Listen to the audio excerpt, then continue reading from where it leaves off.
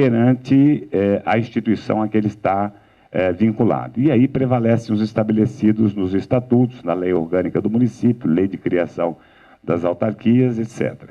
E, finalmente, aí sim, ele responde perante seus pares a responsabilidade ética e profissional. Esta é a única instância em que o médico responde perante seus pares, além das outras três que ele não se isenta, a responsabilidade ético-profissional não o isenta das demais instâncias. O instrumento, digamos, o diploma legal, a lei substantiva, é o Código de Ética Médica, que, na verdade, é uma resolução do Conselho Federal de Medicina. E acrescenta-se ao Código de Ética Médica as resoluções dos Conselhos Regionais e Federal de Medicina. Eu tive o privilégio de representar o movimento conselhal na reforma recente do Código de Ética, o Código de Ética de 2009, né, que atualizou e reformou o Código de 1988, que, a exemplo da Constituição brasileira, eu também chamo de Código de Ética Médica Cidadão. Ele defende os direitos humanos, defende os direitos de cidadania, isso lá em 1988, quando nós estávamos saindo de um regime ditatorial, né? Estávamos começando a respirar democracia, e que resultou na Constituição de 88, nasce simultaneamente, né, durante a Assembleia Nacional Constituinte, nasce o Código de 1988, que foi agora recentemente reformado, mantidas as suas linhas mestras. É muito importante que os médicos saibam, né, a grande maioria, infelizmente, não tem esse conhecimento, que, diferente de todas as outras profissões regulamentadas no Brasil e que têm os seus códigos de ética, o da medicina, ele tem, a partir de 88, uma qualidade especial, diferente dos outros códigos de éticas profissionais, mesmo dos demais profissionais da área de saúde. Este código não foi feito apenas por médicos, né? Eu tive o privilégio de representar o CONE Sul-Sudeste nesta comissão de reforma do código, e nós convidamos a sociedade civil organizada, então, Ordem dos Advogados, magistrados, filósofos, uma série de categorias organizadas para discutirmos e elaborarmos uma proposta de código de ética. E este código de ética, que condensa as principais obrigações do profissional da área de saúde, né, ele foi homologado em uma reunião aqui no estado de São Paulo, uma Conferência Nacional de Ética Médica. Foi discutido durante 3 dias, né, e foi homologado e referendado pelo Pleno do Conselho Federal de Medicina. Então, não é um código meramente corporativo. É um código de ética que atende à demanda da sociedade. Daí o seu caráter, Código de Ética Médica, extremamente democrático, discutido com a sociedade, né, e elaborado com a visão da sociedade, né. Isso é extremamente importante, que os médicos tenham conhecimento desse fato e como se rege, né, a questão ética no Brasil. O Dr. Mauro colocou com muita precisão a formação dos Conselhos Regionais de Medicina. Eu não vou ser repetitivo, só destacar que os conselhos foram criados em 1957, era presidente da República, então, o Juscelino Kubitschek, que era médico, né? E ele parte de uma proposta em 1932, que foi uma das leis que não pegou, ela se repete em 45, ainda no governo do Getúlio, também não pega, e em 57 o Juscelino decide criar e colocar para funcionar os conselhos de medicina. Em que pese o fato dos conselhos de medicina, o federal e os regionais, né? Chama-se de regionais, mas na verdade são estaduais, né? Eles não abrangem regiões, eles abrangem estados, seguem o padrão do regime federativo, né? Esses conselhos são autarquias, portanto, entidades de direito público. E não foram criados pelos médicos. Eles foram propostos pelo Poder Executivo, presidente da República da época, e aprovados pelo Congresso Nacional e sancionados pela presidência. Então, são órgãos da sociedade, embora sejam mantidos e, do ponto de vista administrativo superior, dirigidos por médicos. Mas são órgãos que a sociedade criou com determinadas finalidades, né? Poderíamos destacar 5 finalidades dos conselhos. Primeira, cartorial.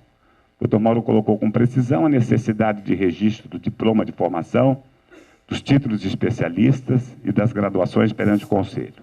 A emissão de identidade médica, uma função puramente cartorial dos conselhos. Fiscalizador. Então, os conselhos de medicina, o regional e o federal, eles têm o chamado poder de polícia, né? Poder de polícia dado pela Lei 3268 de 1957, que cria e dá competência, né?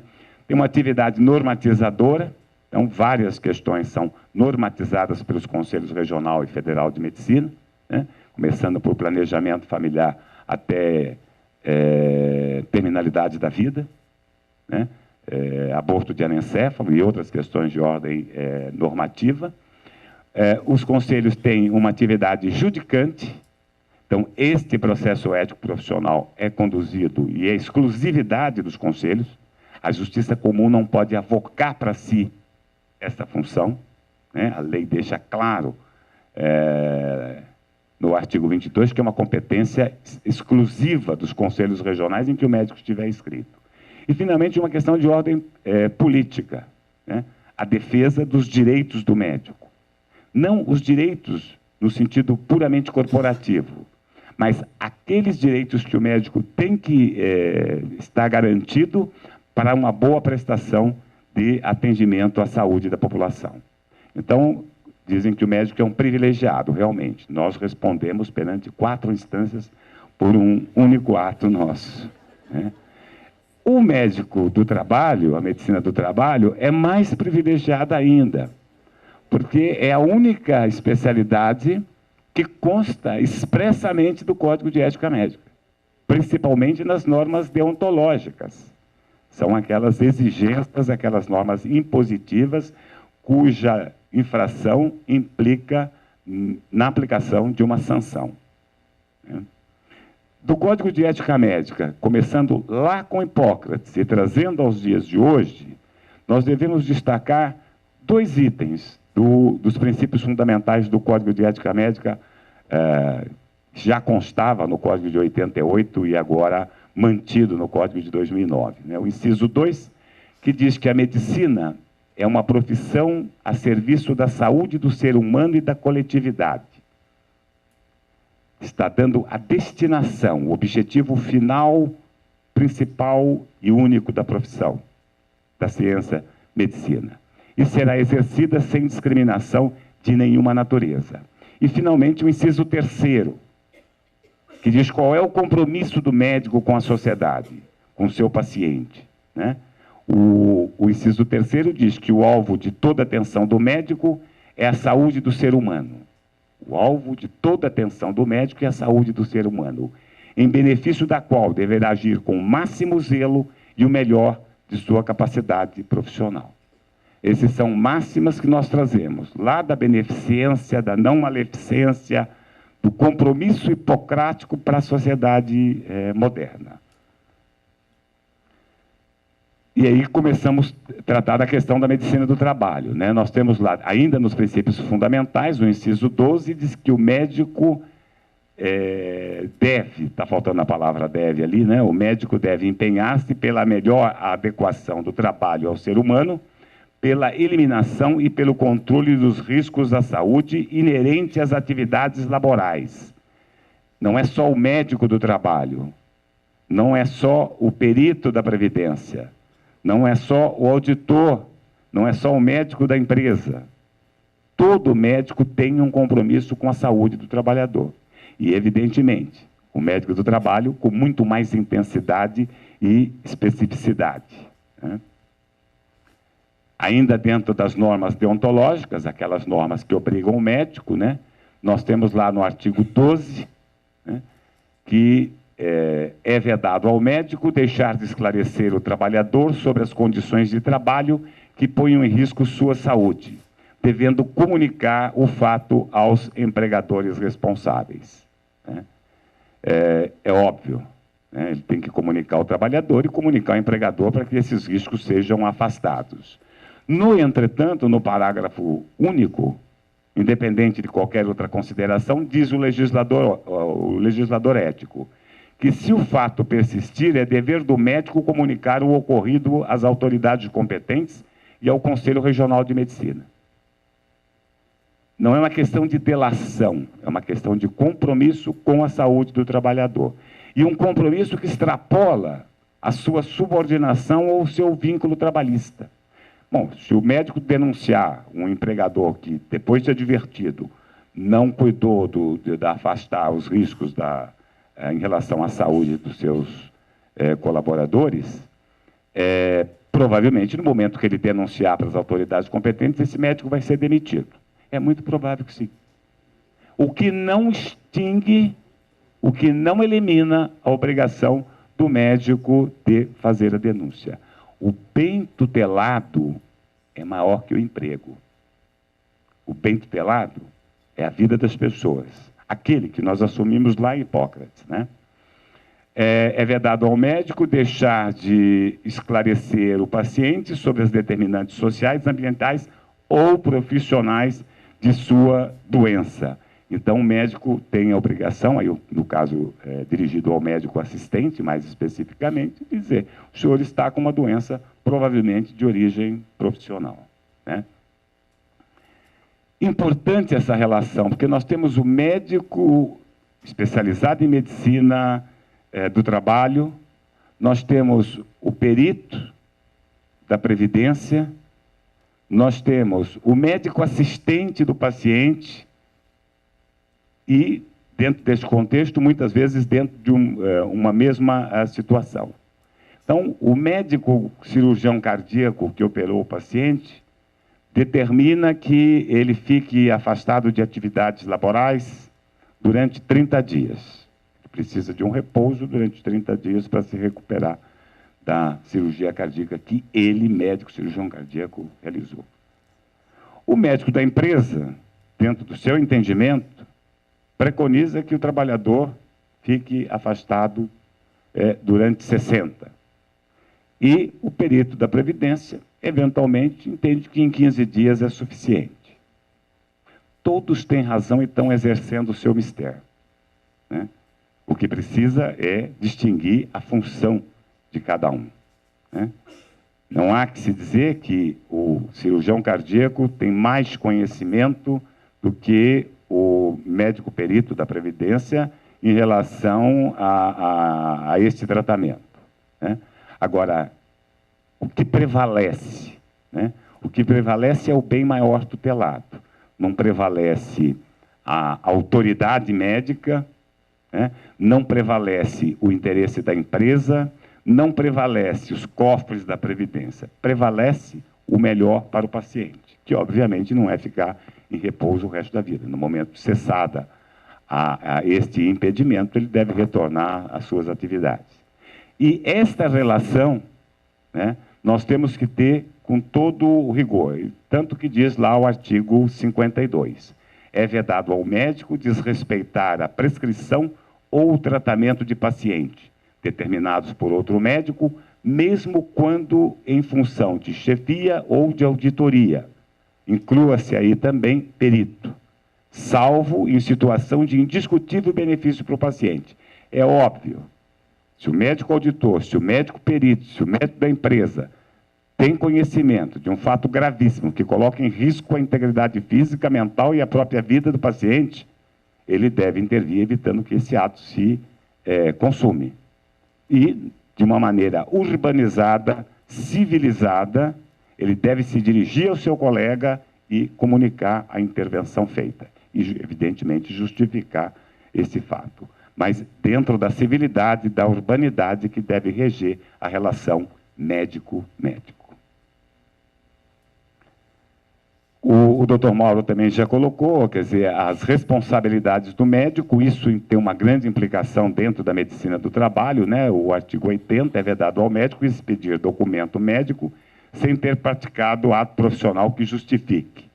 Então, qualquer documento médico tem que ter um ato profissional pessoal para fundamentar essa expedição. Esse documento não pode ser tendencioso e muito menos incompatível com a verdade. Isso é uma prática comum que vai desde o médico do trabalho na empresa, passando pelo médico assistente, pelo médico perito da Previdência e chegando no médico assistente. Ou atestar como forma de obter vantagens. São os chamados atestados de favor, né, que muitas vezes levam o médico não só às barras do Conselho de Medicina, dentro do processo judicante, mas também às barras dos tribunais. Muitas vezes sem levar vantagem nenhuma, mas porque quis ser gentil, que quis ser agradável, que aqueceu a um pedido não correto de uma pessoa, né? Porque não é paciente quando se dá um atestado falso ou um atestado que não tem fundamento num ato médico. Ainda dentro do Código Reformado, né, no capítulo 11º, ele trata especificamente da auditoria e da perícia médica, e o que se deve ressaltar é que o médico perito, o médico auditor, ele tem uma relação perito periciando, auditor auditado, mas ele nunca se despe da sua condição de médico. Mais do que auditor, ele é médico. Mais do que perito, ele é médico. Mais do que médico da empresa, ele é médico. E, não se despindo dessa condição de médico, obviamente, ele fica sujeito às implicações de ordem ética e profissional. Tá? Mas, evidentemente, a relação entre perito e periciando não é aquela do médico-paciente. Auditor periciando também não é, auditado também não é aquela da relação médico-paciente. O artigo 98 exige, impõe a isenção da atuação do médico quando em função de perito ou auditor. Então, é vedado ao médico deixar de atuar com absoluta isenção quando designado para servir como perito ou auditor, bem como ultrapassar os limites de sua atribuição e competência. E aqui, a mulher de César, não basta ser honesta, precisa parecer. Artigo 93. É vedado ao médico ser perito ou auditor do próprio paciente. A relação médico-paciente é uma relação de cumplicidade, com obrigações bilaterais, mas principalmente por parte do médico, que não se coadunam com a condição de perito ou auditor, isto é, de imparcialidade. O médico tem que ser parcial na sua relação médico-paciente, tá? Diferente da sua condição de perito, de auditor. De pessoa de sua família ou qualquer outra com a qual tenha relação capazes de influir no seu trabalho ou também da empresa. Ele atua como perito do juiz numa empresa em que ele foi ou é empregado. Isso não lhe dá... ele pode ser o mais honesto possível, mas isso não lhe dá uma condição de isenção. E aí, terminando, né, na verdade, tem essa enumeração de resoluções do Conselho Federal de Medicina e do Conselho Regional, né, fundamentalmente a resolução 1488 e a 1810, elas completam todo o ordenamento ético profissional que deve ser muito bem conhecido pelos colegas da medicina do trabalho. A resolução 126, reformada pela resolução 156 de 2006, do Regional de São Paulo, também são documentos extremamente importantes e que o colega da medicina do trabalho tem que ter um conhecimento. Se baseia fundamentalmente nas questões de ordem legal e nas questões de ordem técnica específicas da medicina do trabalho. Obrigado, desculpa se eu ultrapassei o tempo.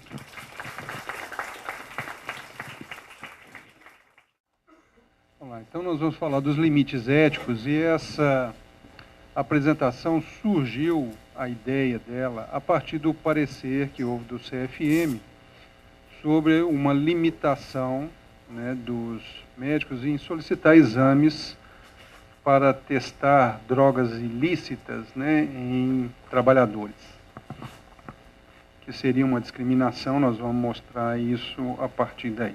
Alguns slides vão repetir coisas que os colegas já mostraram quando a gente fala do escopo legal. Na semana passada eu estive conversando com o conselheiro, né, que foi o autor do parecer, e sobre essas considerações legais, eu acho que esse enfoque ainda tem que evoluir um pouco mais. Vamos lá. Então, do Código de Ética Médica, que já foi falado aqui, profissão a serviço da saúde do ser humano e da coletividade. Então, aqui um dos aspectos que a gente vai enfocar em relação ao uso de drogas, e que é uma coisa já bem estabelecida no direito também, os limites, né, do direito individual e do direito coletivo, né, onde o coletivo terá predominância, né, sobre o individual. O médico empenhar-se-á pela melhor adequação do trabalho ao ser humano, pela eliminação e pelo controle dos riscos à saúde inerentes às atividades laborais. Então, isso também está no Código de Ética. Até o surgimento desse parecer, a gente estava numa posição, eu falo os que são médicos do trabalho, relativamente confortável, né? Porque a gente podia pedir o que quisesse, o médico coordenador, o que ele entendesse que seria pertinente. É vedado ao médico causar dano ao paciente, por ação ou omissão, caracterizável como imperícia, imprudência ou negligência. Então, aí algumas coisas vão nos apertar e a gente poderá ter que responder sobre elas, né? Agora, também temos que a imposição de não poder deixar de cumprir, salvo por motivo justo. Então, aí já houve uma salvaguarda, felizmente, que a gente pode alegar o motivo justo, as normas emanadas dos conselhos e tal. Bom, isso já foi falado também pelos colegas. Então, a 1488, que é onde a gente vai saber, né, das atividades dos médicos, e fala que os médicos que trabalham em empresa, independentemente de sua especialidade, tem que atuar visando a promoção da saúde e a prevenção da doença. Tem que avaliar as condições de saúde do trabalhador para determinadas funções ou ambientes, indicando alocação para trabalhos compatíveis com suas condições de saúde. Então, eu entendo que, neste sentido, né, a gente também tem que dar um parecer quanto às pessoas que fazem consumo de drogas e que podem ter com isso a sua atenção ou a sua faculdade mental alterada, uma vez que são substâncias que atuam sobre o sistema nervoso central. As competências básicas, né, já bem listadas, que já vem aumentando ultimamente, competências básicas do exercício da medicina do trabalho, a gente tem que ter atenção integral à saúde dos trabalhadores a nível individual e coletivo. Então, aqui também a gente tem que ter uma preocupação pela coletividade dos trabalhadores e não só da pessoa, né? A Lei 6.514, essa lei é bastante interessante e curiosa de ler, serviu de base para a Portaria 3214, né? Então a gente vai observar que várias coisas se repetem dessa lei para a portaria, mas fala lá que cabe às empresas instruir os empregados através de ordens de serviço. Então, isso vai ser repetido depois, como eu vou mostrar, mas o que eu quero ressaltar é que existe uma lei, e lei tem um poder um pouco maior do que outras categorias, né, de instâncias legisladoras. E também no artigo 188 será obrigatório exame médico. Então, se vocês, os que são mais novos talvez não lembrem, mas a Portaria 3214, a NR7 inicialmente era exame médico. E ela tinha menores atribuições.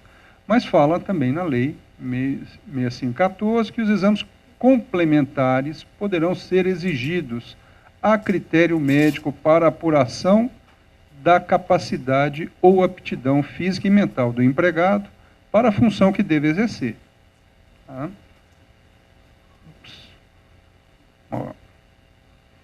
Vamos lá. Então, isso vai se repetir então, na NR1, onde fala da elaboração das ordens de serviço sobre segurança e saúde do trabalho, tem sido muito cobrado ultimamente, então é interessante que a gente tenha tudo por escrito, inclusive sobre as recomendações referentes à saúde do trabalhador, né?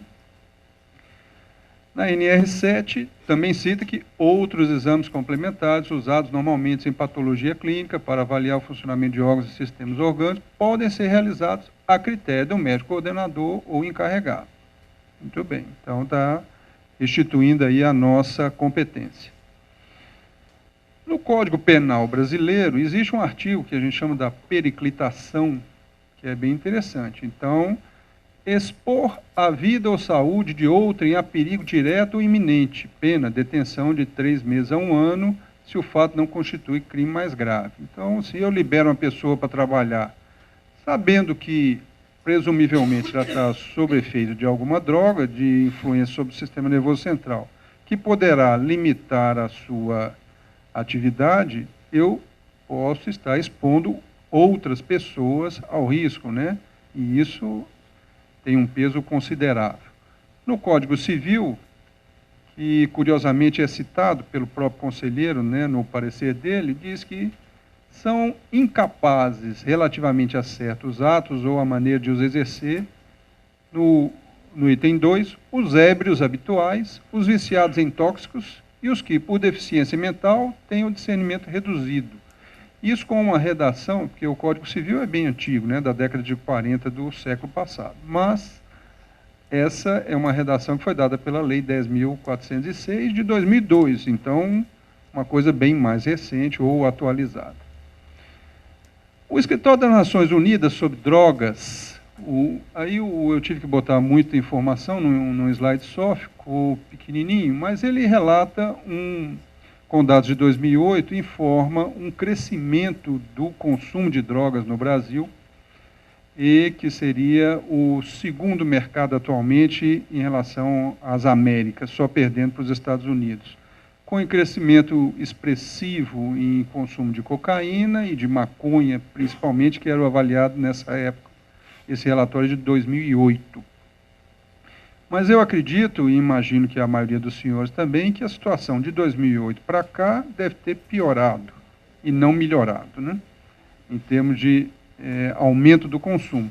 Hoje de manhã, no Bom Dia São Paulo, os que assistiram estavam lá falando da Cracolândia, aqui em São Paulo, que voltou a ser habitada, né, pelos viciados e pelos traficantes, e com o comércio, assim, à luz do dia ou à sombra da noite, mas de qualquer forma, livremente, né, se vendendo e se consumindo drogas ali, sendo filmado pela reportagem tranquilamente. Bom, só voltando aqui, o Sudeste e o Sul do país, no último parágrafo ali, são as áreas mais afetadas pelo consumo de droga. Pior para mim, porque eu estou no Sudeste, né? Com, na época, 3,7% da população adulta para o Sudeste, então eu posso imaginar que algo próximo de 4% dos trabalhadores que eu vou examinar, presumivelmente, podem ser usuários de alguma droga ilegal. Uma outra consideração que foi feita no parecer é sobre a credibilidade dos exames. Os exames são confiáveis, né? Esses exames que são feitos ou nos laboratórios, ou os testes, né? No nosso congresso tem um stand aqui de uma empresa que vende testes rápidos, né, para pesquisa de drogas, e muitas empresas usam esses testes, né, e tem programas para isso. Então, na literatura, a gente tem que, para pesquisa de maconha, são detectáveis na urina em até 60 dias. Opiáceos em 3 dias, anfetaminas em 2 dias. Esses dos mais comuns, né?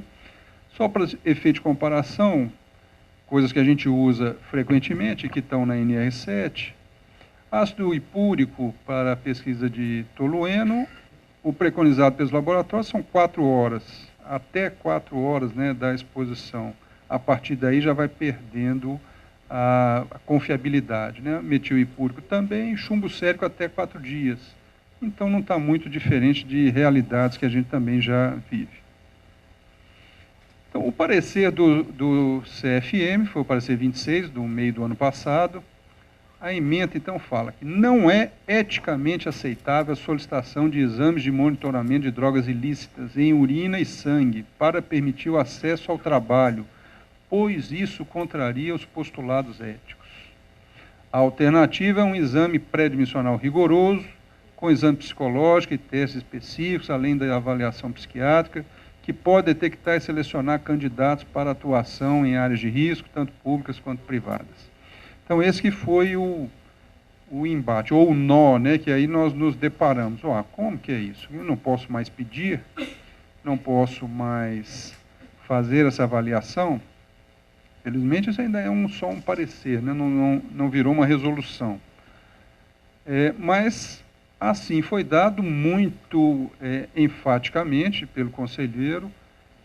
Eu objetei com ele que este assunto não passou pela Câmara Técnica, né, do Conselho. O Conselho Federal tem uma Câmara Técnica de Medicina do Trabalho, do qual eu e o doutor Mauro Azato fazemos parte. Esse assunto não foi discutido lá, não foi levado à Câmara Técnica. Então, o conselheiro se achou competente para ele mesmo emitir, né, o parecer. Bom, e as atividades de risco? O que eu faço com esses trabalhadores que dirigem coletivos, caminhões, carretas, transporte de trabalhadores, substâncias químicas, inflamáveis, explosivos, operadores de equipamentos como pontes rolantes, gruas, guindastes, aeroviários, portuários, aquaviários, que trabalham em espaços confinados, em trabalhos submersos? E aí, e se esse cara está drogado? O que eu faço numa admissão?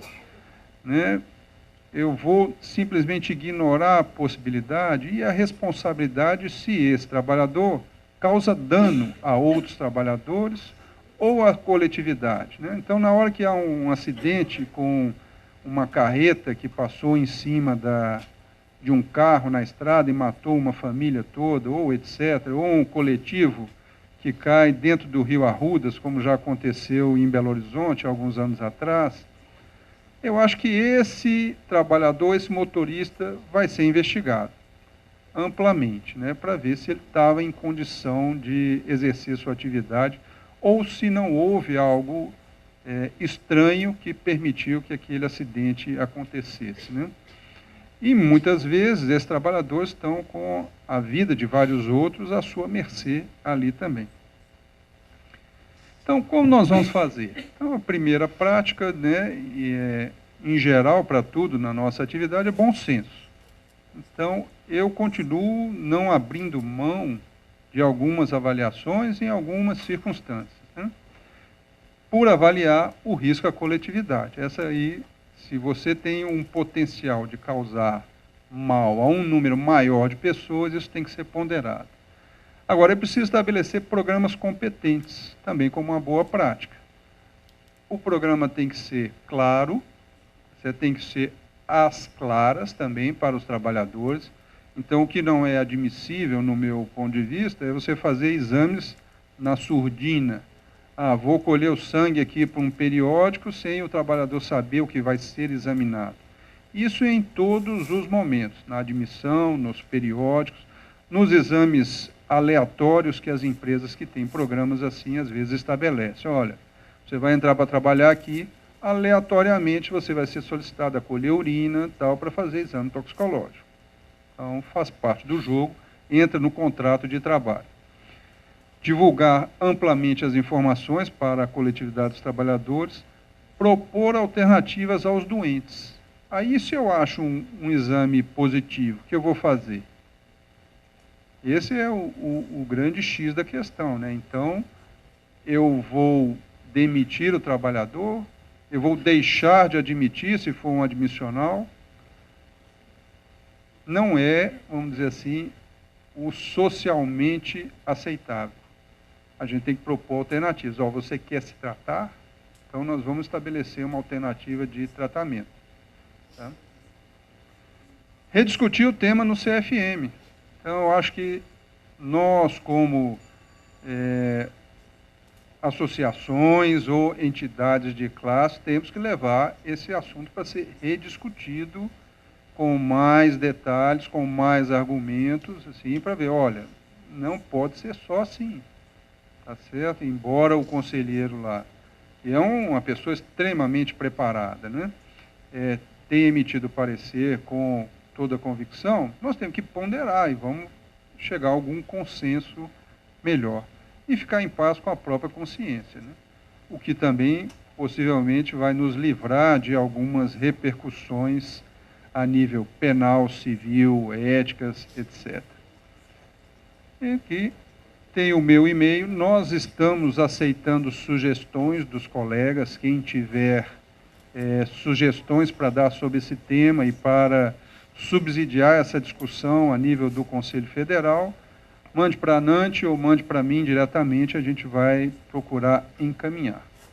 E finalizando, essa é uma foto de Belo Horizonte, a partir do alto da Serra do Curral, convidando vocês todos a participarem, os que quiserem, gostarem do programa, da nossa jornada em novembro, que tem o folder dela, né, na pasta de todos vocês. Muito obrigado. Gostaria de parabenizar pelo evento, agradecer pelo convite, agradecer também aos palestrantes que me antecederam, que já, de certa forma, facilitaram bastante o meu trabalho ao explicitar as consequências éticas e jurídicas no que diz respeito à atuação do médico do trabalho. Então, realmente, eu vou me focar bastante nessa questão da divergência que muitas vezes existe entre INSS e médico do trabalho no que tange a alta do trabalhador. Mas, no primeiro momento, eu gostaria de compartilhar com os senhores um panorama no que tange aos benefícios previdenciários por incapacidade, que são efetivamente, né, o cenário onde pode ocorrer essa divergência. É importante compartilhar com os senhores alguns grandes números do INSS, dados estatísticos extraídos agora do mês de março de 2013. Para os senhores terem uma noção, por mês, no caso o mês de março, foram mais de 720 mil novos requerimentos, metade deles de auxílio-doença, sendo mais de 600 mil perícias realizadas, há uma proporção ali de 50% perícias iniciais, 36% pedidos de prorrogação e 12% pedidos de prorrogação e 12% de reconsideração. O tempo médio de espera de atendimento da perícia média no âmbito nacional é de 22 dias. Nós sabemos que algumas unidades conseguem prestar esse serviço em 7 dias, outros conseguem prestar em 180 dias. Então, de fato, a média nacional é de 22 dias. E um dado interessante é de que cada 10 perícias realizadas por um médico perito do INSS, 7 são favoráveis ao trabalhador, 7 reconhecem incapacidade, ou seja, 70,43% de perícias favoráveis reconhecendo essa incapacidade do trabalhador. Então, muitas vezes, isso desmistifica aquela imagem que o INSS é um órgão que apenas indefere benefícios. Pelo contrário, dados estatísticos demonstram que, efetivamente, há um índice de concessão muito maior, um índice de resolutividade administrativa, porém, muitas vezes, esse 30% que sobra já é um patamar bastante elevado e, efetivamente, acaba gerando muita controvérsia. Pessoal, eu estou vendo que o pessoal está tentando registrar esses slides, foram disponibilizados para a organização do evento. Fiquem à vontade, não precisam. E se, porventura, alguém quiser, pode mandar um e-mail, que eu deixarei um contato depois. É só depositar R$150 que eu encaminho por e-mail para vocês. Fiquem bastante tranquilos. Pois bem, essa divergência no que tange ao retorno do trabalho, ela se verifica no âmbito de um contrato de trabalho.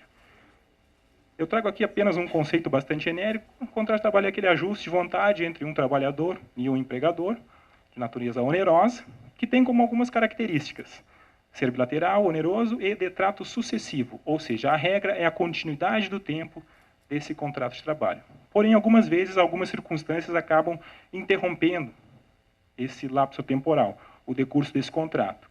São o que nós chamamos, no direito, de hipótese de interrupção e suspensão do contrato de trabalho.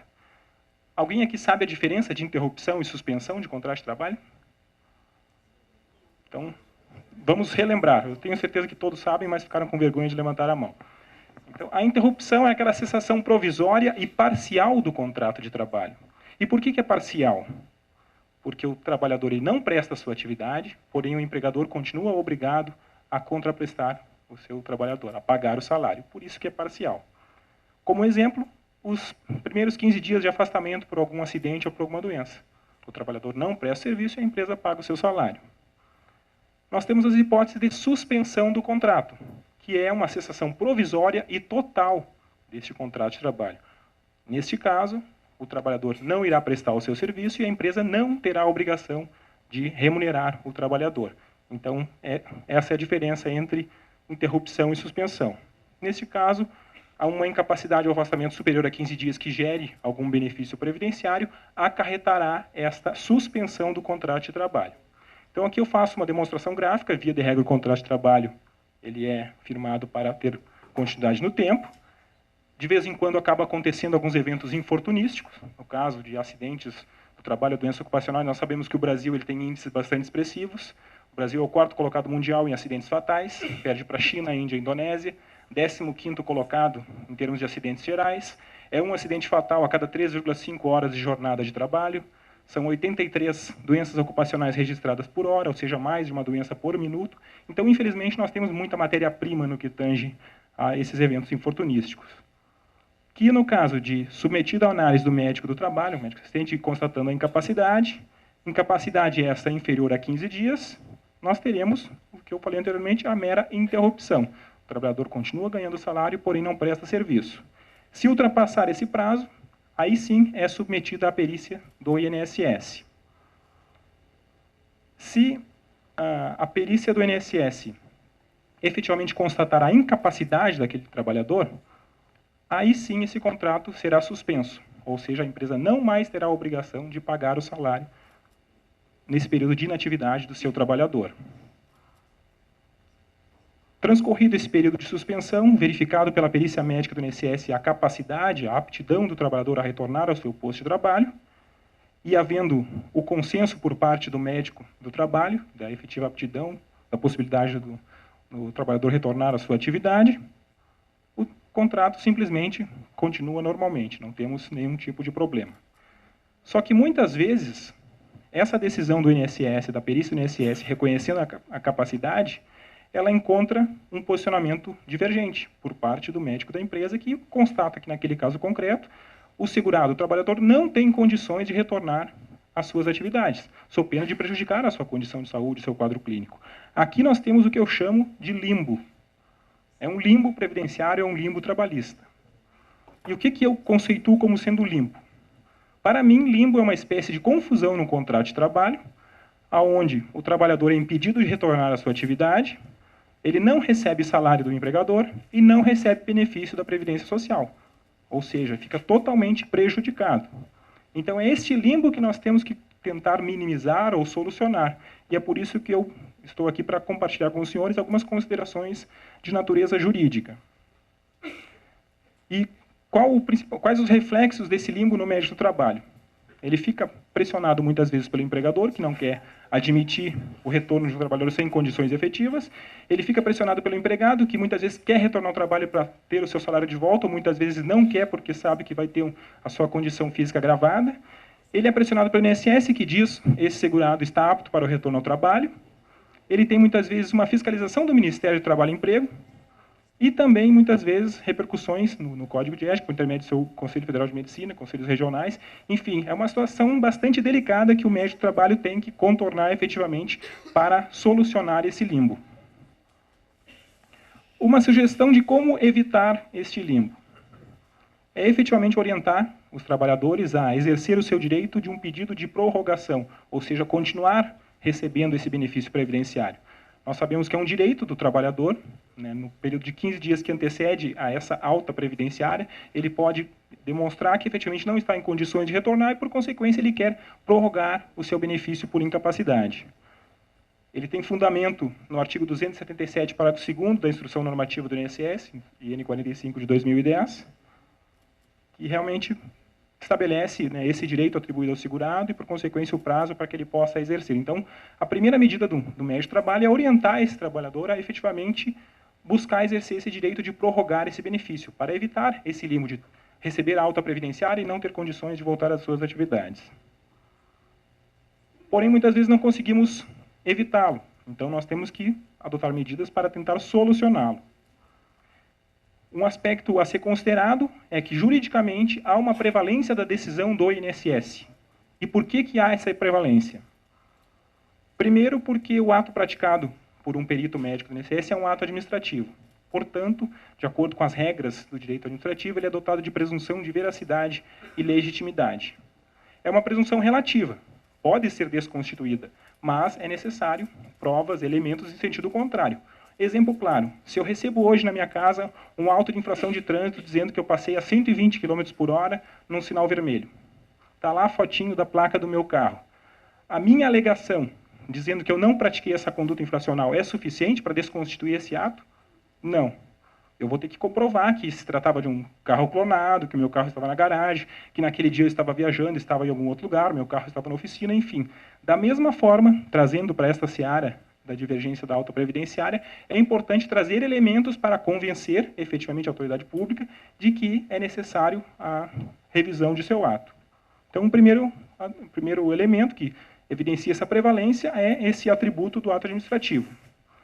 Segundo, nós temos um preceito legal que também atribui essa prevalência, que é o artigo 30, parágrafo 3º, inciso 1, da Lei 11.907.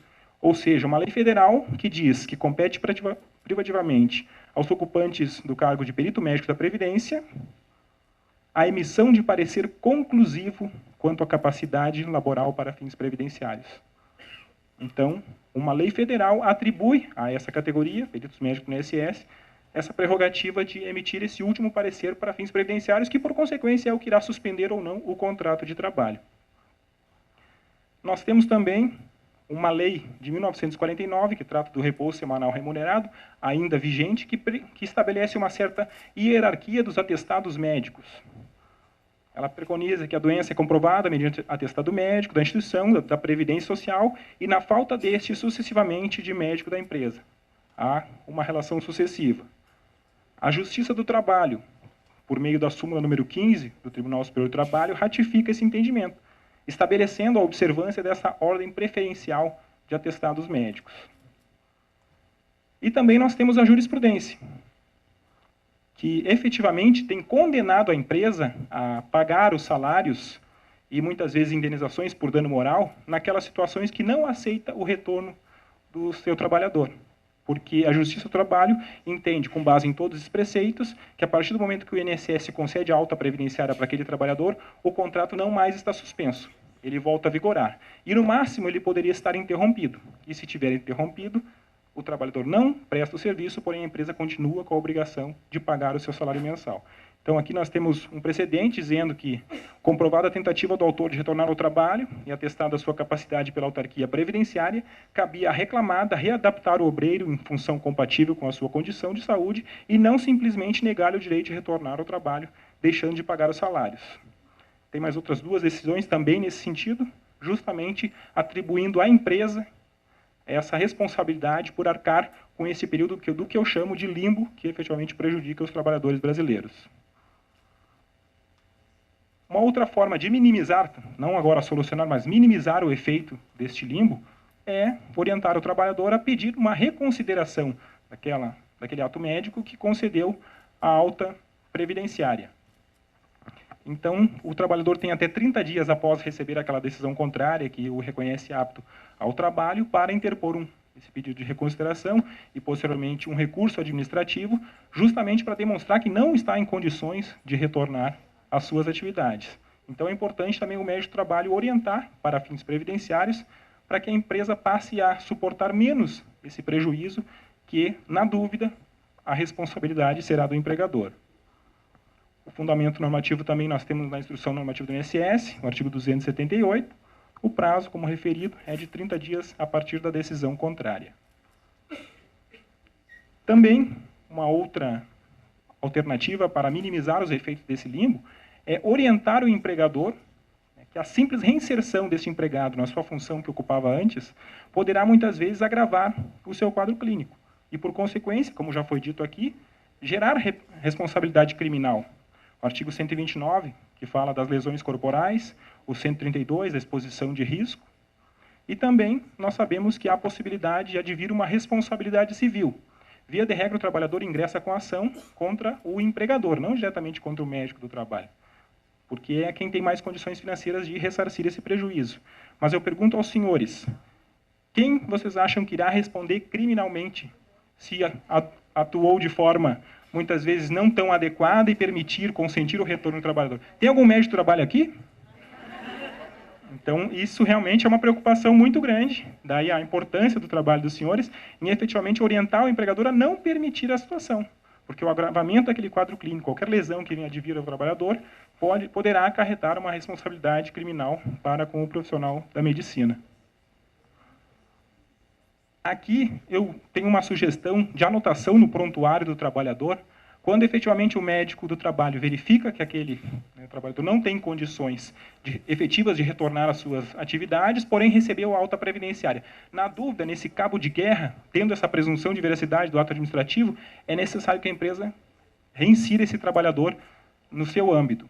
Porém, para minimizar, observado algumas recomendações do próprio profissional da saúde, designar alguma atividade menos complexa ou que gere menos consequências negativas desse trabalhador. Então, aqui, por exemplo, quando do retorno, seria interessante inserir no prontuário daquele trabalhador essa observação, que o empregado fulano de tal, qualificado com carteira profissional tal, teve o pedido de prorrogação, ou então de reconsideração, ou até mesmo recebeu alta do seu auxílio-doença, e diante exposto, com fruto na CLT, nas súmulas 15 e 32 do TST e tudo aquilo que eu já elenquei anteriormente na Lei 11.907, que estabelece essa hierarquia da decisão do médico perito, não há outra alternativa à empresa senão acolher esse trabalhador. Porém, para evitar responsabilidade dos senhores, é importante formalizar realmente quais as medidas a serem observadas para não agravar, ou seja, comprovem que vocês advertiram os empregadores de que aquele trabalhador não poderia voltar simplesmente ao desempenho das suas atividades. Porque depois, se houver uma lesão corporal, por exemplo, os senhores podem se eximir de responsabilidade mostrando: eu passei as informações ao setor competente, ao empregador, ao empresário, efetivamente, ele que não adotou realmente a orientação que foi prescrita. É uma forma de tentar minimizar, né, desnecessárias consequências criminais que podem surgir desse fato.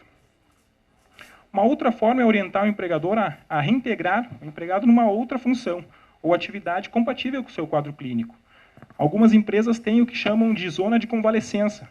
São setores, né, produtivos que muitas vezes têm condições ambientais mais adequadas ou exigem menos esforço físico, que muitas vezes pode ser compatível com aquele trabalhador que está realmente, né, tendo recebido alta da Previdência Social, mas, numa análise mais profissiográfica, mais efetiva, não tem condições de voltar diretamente às suas atividades. Então, já que a empresa terá a obrigação de pagar salário, que usufrua um pouco dessa mão de obra também, não na sua completude, mas preservando a integridade física desse trabalhador. É o que se chama de zona de convalescença. E, muitas vezes, para justificar isso perante o empregador, eu sustento que, em casos extremos, o próprio médico pode utilizar, né, informações relativas ao quadro clínico, diagnóstico e prognóstico do trabalhador. Aí muitos dos senhores poderiam argumentar: mas eu não estou diante da quebra do sigilo médico? A minha resposta é não, naqueles casos extremos. Por quê? Como já foi dito anteriormente, em que pese o artigo 76 do Código Ética, dizer ser vedado ao médico revelar essas informações, inclusive por exigência dos dirigentes da empresa, esse dispositivo continua, salvo se o silêncio puser em risco a saúde dos empregados ou da comunidade. Então, há uma hipótese que, efetivamente, pode ser flexibilizado esse sigilo justamente para proteger a integridade física daquele trabalhador e orientar o empregador a colocá-lo numa condição que não atinja a sua saúde. Eu não vou fazer referência aqui, já foi dito, né, de forma bastante precisa, os preceitos do Código de Ética Médica que devem ser observados. Apenas uma observação que realmente a função dos senhores é sempre zelar para que as condições de trabalho se ajustem ao ser humano e nunca o contrário. Muitas vezes a empresa acaba exigindo isso, que o trabalhador tenha que se ajustar àquelas condições ergonômicas, o que não é concebível. Que realmente tem as atribuições de que ser vedado, deixar de esclarecer ao trabalhador sobre as suas condições de trabalho, que põe em risco a sua saúde, devendo comunicar o fato aos empregadores responsáveis, e também a importância de elaborar de forma precisa os documentos como PPRA, o LTCAT, enfim. Nós sabemos que em muitos lugares, né, tem empresas que querem um corpo médico, um SST totalmente formal, burocrático, que simplesmente assine aqueles documentos e que não deem dor de cabeça para o empregador, por acharem que esse tipo de atuação não traz nenhum tipo de lucro para a empresa, ou seja, preservar a integridade dos trabalhadores é uma mera despesa e não um lucro. E, posteriormente, ele mostrar para os senhores que isso é uma grande inverdade. Está nos senhores também exercer um papel de orientar o seu empregador, o empresário, a obter mais lucro através da observância das normas de saúde e segurança do trabalho. E é o que eu digo, que ao observar os preceitos do Código de Ética Médica, o médico contribui para o que eu chamo de círculo virtuoso da empresa moderna. Geralmente ouvimos falar em círculo vicioso. Aqui nós vamos ter um círculo virtuoso. Qual o principal objetivo do empresário? é obter lucro. Nenhum problema quanto a isso. Para isso, o que ele tem que fazer? É alcançar uma maior produtividade com o menor custo possível. Para ter um menor custo, é importante que ele tenha um número reduzido de acidentes ou de doenças ocupacionais. E, para isso, ele precisa conceder aos seus trabalhadores um ambiente de trabalho equilibrado e, por consequência, mais investimento em saúde e segurança do trabalho. O que eu digo que saúde do trabalhador é sinônimo de lucro, na realidade eu só estou repetindo, né, conclusões de estudos internacionais, como, por exemplo, da OSHA, que diz que empresas que investem em SST reduzem em até 40% o número de acidentes e doenças ocupacionais. A Associação Internacional de Seguridade Social também diz que, em escala mundial, a cada euro investido em SST gera um retorno médio de 2,2 euros. Ou seja, está nos profissionais da área de saúde, na mão dos senhores, realmente essa importante missão de orientar o setor empresarial que o investimento nessas medidas de saúde e segurança do trabalho nada mais é do que uma possibilidade de incrementar os lucros da empresa. Porque nós sabemos hoje em dia também que a Procuradoria Federal, representando o INSS, está cobrando das empresas o valor pago a título de benefícios, por intermédio das ações regressivas. Sabemos também que o histórico de acidentes da empresa acarreta uma tributação mais excessiva, por força do fator acidentário de prevenção. Sabemos também que esse acidente, essa doença, pode gerar uma ação indenizatória, pode gerar uma interdição administrativa por parte do Ministério do Trabalho, tudo isso que afeta diretamente a lucratividade do empregador. Então, os senhores têm esse papel estratégico, efetivamente, de servir de guia, de nortear realmente qual o caminho a ser seguido e efetivamente implantar essa cultura preventiva de acidentes e, por consequência, valorizar cada vez mais, de forma bastante merecida, a carreira, né, do profissional da área de medicina, que tem, em última instância, como objetivo salvar vidas e evitar que essas vidas sejam expostas a risco. A título de conclusões, eu penso que, efetivamente, esse limbo ele representa, na realidade, uma consequência desses eventos infortunísticos, que muitas vezes eles decorrem de inadequadas condições de trabalho que são disponibilizadas aos trabalhadores brasileiros. Ele é apenas uma consequência, nós temos que combater efetivamente esta causa.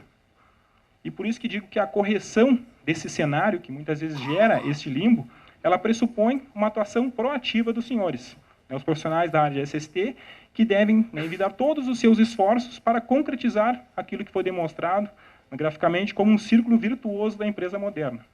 Sem investimento em SST, não há lucratividade. É importante o setor empresarial se dar conta disso, é importante, né, os senhores, né, darem conta desse papel efetivamente, que cada vez mais vai, né, gratificar o desempenho da função, né, extremamente relevante que lhes cabe. Eu agradeço a atenção de todos, deixo o contato ali, o número da conta eu passo depois para o depósito de R$150, tá bom? Obrigado, pessoal. Nós vamos começar com as perguntas. Nós temos algumas dirigidas para a mesa e algumas dirigidas para alguns profissionais em especial, né? Vamos começar com o do Dr. Mauro, que foi uma pergunta feita específica para ele. Patrícia, médico do trabalho de Santa Catarina, médico pós-graduado em medicina do trabalho, sem ter especialidade registrada no CRM, pode ser médico coordenador da empresa? Se não tiver na localidade, sim. Agora tem que conversar com essa empresa na qual o indivíduo titulado, um profissional titulado, seria muito melhor em ter a nível de respaldo. Como ele deve se intitular? Deixar claro que ele não pode colocar no carinho médico do trabalho. Pode botar em termos aqui, qualquer médico, teoricamente, pode exercer qualquer atividade, mas ser titulado, não. Então, sugestões que a gente tem visto em algumas situações, coloca em medicina do trabalho, tá? Especialização em medicina do trabalho, mas isso aqui está infringindo o fato do... Ele está resolvendo a parte do Ministério do Trabalho com relação à resolução, né, à portaria. Só que com relação à parte do CRM, infelizmente, estaria do fato ilícito aqui. Tá? Eu vou aproveitar e responder uma do Dr. Saulo, né, que ele teve que se retirar. É da Patrícia Figueiredo, lá de Santa Catarina. Como o senhor vê a atuação do procurador do MPT que, em concordância com o auditor fiscal do Ministério do Trabalho, engenheiro, confirmou a atuação da empresa no sentido de entregar os exames complementares para o auditor engenheiro e gerou uma questão aí do sigilo médico, né? Eu trabalho como perito do Ministério Público do Trabalho, eu sou o único médico do trabalho do Estado do Paraná. Então, imagina a dificuldade que tem. Os procuradores, eles têm o direito a qualquer tipo de informação, mas é óbvio que essa informação ela é resguardada, várias coisas, inclusive o sigilo médico, né? Então, o que a gente tem feito, inclusive, não só com empresas, como instituições públicas também, para a coisa ficar correta, em meu nome, né, a empresa vai entregar a documentação, que existe o sigilo médico, lacrada, ou me entrega em mãos, ou protocola para o entregue em mãos, né? E só eu vou manipular essa informação, e qualquer coisa que sair dessa informação está a meu cargo, né? Então eu não vou poder expor nenhum tipo de situação individual, salvo quando o trabalhador deseja que aquela informação seja publicizada. Então, o que a gente recomenda é que o trabalhador solicite ao empregador, né, e leve aonde ele quiser. Se ele quiser levar para o advogado dele, né, solicitar por escrito, né, para que ele receba essa documentação e utilize, inclusive, no Ministério Público. Eu fui lesado, meu exame deu 60 e eu quero discutir isso, né? Eu estou querendo que isso venha a público, né? Então, eu não vejo muita dificuldade nisso, né? Instituições públicas também, o INSS, eu preciso analisar uma empresa, né, um CNPJ, que eu preciso saber como é que é o perfil de descimento. Eu peço ao INSS, não me interessa às vezes o nome, então eu peço só códigos, né? Eu não quero identificar uma pessoa ou outra, eu quero saber o perfil de morbidade e mortalidade na população. É mais lerdorte, é mais problema de saúde mental, e tem funcionado, né, contanto que essa informação venha endereçada e eu tenho um jeito de arquivar que não vai dar acesso a nenhum e fica sobre a minha guarda. Eu não vejo problema nenhum nisso. Agora, entregar para o engenheiro ou para o procurador simplesmente porque foi uma ordem, eu acredito que não é o adequado, né? Eu já vi acontecer isso e o procurador ficou discutindo o nome das pessoas. O senhor tal está com depressão, olha aqui a Antônia também, e eu acho que isso não é adequado, né? Então, o ideal é que faça isso. Cada estado existe uma assessoria. Caso não exista a assessoria médica daquele estado, que busque, eu vou entregar para o médico do Ministério do Trabalho ou algum que pode assessorar, mas, infelizmente, a informação assim não é possível. Agora, acho que o restante aqui é mais para a mesa. Vamos começar aqui com uma pergunta do Ronaldo, Campo Grande. O médico perito é obrigado a assinar o laudo pericial. Como é que é? Laudo pericial. Cadê? O Ronaldo está por aí, é mais fácil. Então, Ronaldo, explique-se. Eu quero saber o seguinte, o médico perito é obrigado a assinar o laudo pericial? E quando o paciente faz obviamente que sim, né? Sim. Os pacientes que vão fazer perícia no INSS estão recebendo um resultado, uma comunicação de decisão assinado pelo Dr. Valdir Simão Moisés, que é o presidente nacional do INSS. Não tem CRM, não tem indicação nenhuma. Gostaria de saber como o CRM vê isso e por que o INSS não está cumprindo a norma técnica de identificar o perito que não está cumprindo. Olha, nós temos duas coisas: a comunicação da não concessão ou da concessão do benefício. A concessão ou não concessão do benefício pleiteado, e pode ser assinada por qualquer autoridade da autarquia INSS. Outra coisa é o laudo médico. Outra coisa é o atestado médico, né? Que, obviamente, tem que ser identificado pelo médico depois do ato praticado. Agora, a comunicação para o segurado, inclusive isso foi motivo de pedido de vários colegas, em que era exatamente o contrário. O médico é que informava o segurado que o benefício não seria concedido. Olha, isso tudo bem, a parte administrativa que tem que fazer. A perícia médica para obtenção de benefício é um dos elementos que vai ou não determinar a concessão do benefício, né? E a competência e a obrigação do médico se extingue no momento que ele assina um laudo. Tecnicamente está apto ou inapto. O restante é uma questão de ordem administrativa e legal da Previdência. Doutor, sabe o que estava acontecendo? O exame não era feito, o médico olhava para o paciente, não examinava, não gerava laudo médico, né? Eu na condição de médico... Aí é infração ética, porque se não teve ato médico, não pode ter laudo, não pode ter atestado, não pode ter concessão de benefício nem nada. Eu, na condição de médico, pedia cópia do laudo pericial e o INSS convocava nova perícia com o paciente, novas perícias, para Aí tem a falta ética já primária, quer dizer, não era feita o ato médico, né?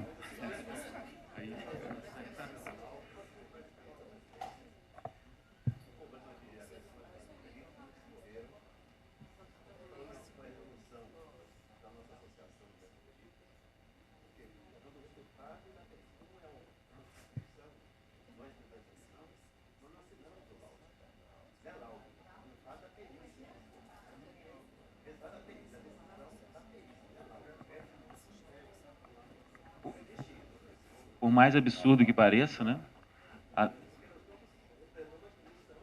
Não. Sim. Médicos morreram, colegas morreram, porque ele sabia que tinha aquele médico que negou meu benefício. Então, para a segurança do profissional, nós não damos resultado. Damos resultado sim, às vezes também não, porque tem opção no programa, você pode dar o resultado ou não profissional, mas assinar nunca. E assim é presidente da Previdência. Normal, tranquilo. Esse assunto é interessante. A próxima pergunta, não está identificada, é na seguinte questão. Temos que pedir de rotina exames tipo eletrocardiograma, eletroencefalograma, glicemia e outros para todos os motoristas?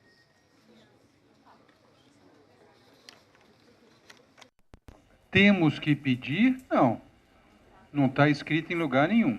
Agora, cada médico ordenador vai determinar, tá certo? O que é que ele acha que é pertinente para que aquele motorista seja considerado como capaz para dirigir o veículo que for. É diferente se ele vai dirigir um carro pequeno, se ele vai dirigir um ônibus com um tanto de gente, se ele vai dirigir uma carreta com inflamáveis lá dentro, e assim por diante.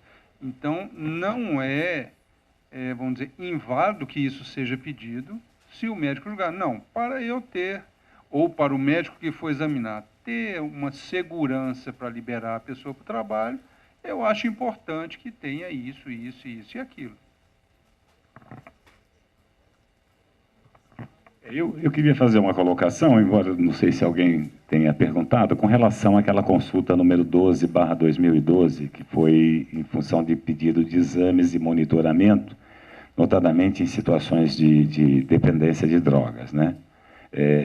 A consulta, tanto no regional quanto no federal, não tem um caráter ordenatório, né? Não é uma imposição. Nós, aqui em São Paulo, não temos decisão monocrática, não existe um conselheiro que responde uma consulta. Se a consulta for de questões técnicas, o questionamento é passado para um conselheiro, esse conselheiro consulta a Câmara Técnica, caso de Medicina do Trabalho, ou oftalmologia, o aspecto técnico, depois isso é submetido a uma Câmara de 6 conselheiros, e a emenda é submetida ao pleno dos 42 conselheiros. Eu não sei como é que funciona no Conselho Federal. No entretanto, não tem um poder ordenatório a consulta, né? E me causa estranheza, porque nós temos um serviço já há 15 anos de atenção à saúde do médico com doença incapacitante. E que 95% dos casos são doenças de origem psiquiátrica, com mais 95% de dependência de drogas, né?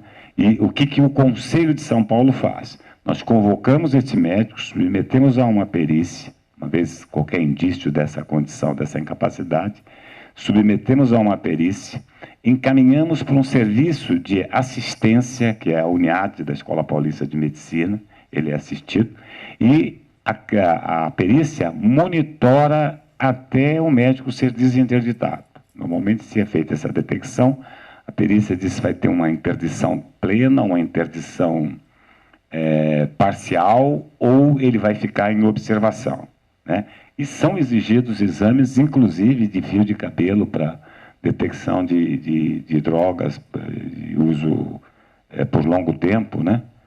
Então, me causa estranheza. Agora, eu acho que aí prevalece o bom senso e prevalece também a razão.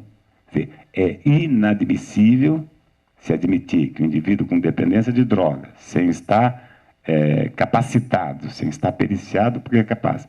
Ele vai dirigir um caminhão, um avião, ou qualquer coisa. Então, por uma questão de bom senso e também de razão, o bem maior tem que ser protegido, que é a vida das pessoas, a vida do paciente, do trabalhador e a vida dos terceiros, né? Então, esse eu acho que é o princípio que deve reger. Acho que a questão deve ser discutida, porque nós temos aí a resposta do conselheiro parecerista. Nós precisaríamos da pergunta, até para ter um entendimento mais específico do que foi perguntado e que o conselheiro federal respondeu, né? Bom, nós estamos no adiantado máximo da hora aí. Vamos tentar fazer mais uma pergunta. Essa também eu acho que é da mesa. Se o médico do trabalho, conforme a orientação do pedido do INSS, liberar o funcionário, readaptar o trabalho, o mesmo... Não está identificando. A segunda pergunta está fácil de entender. A reintegração do trabalhador em outra função não pode ser considerada um desvio de função? Essa eu acho que é muito importante. Quem fez essa pergunta pode explicar?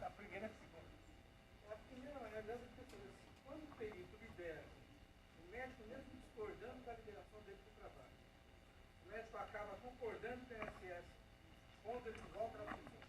Se ele sofrer um agravamento ou até um acidente fatal, não sei, o médico perito que liberou pode ser processado criminalmente?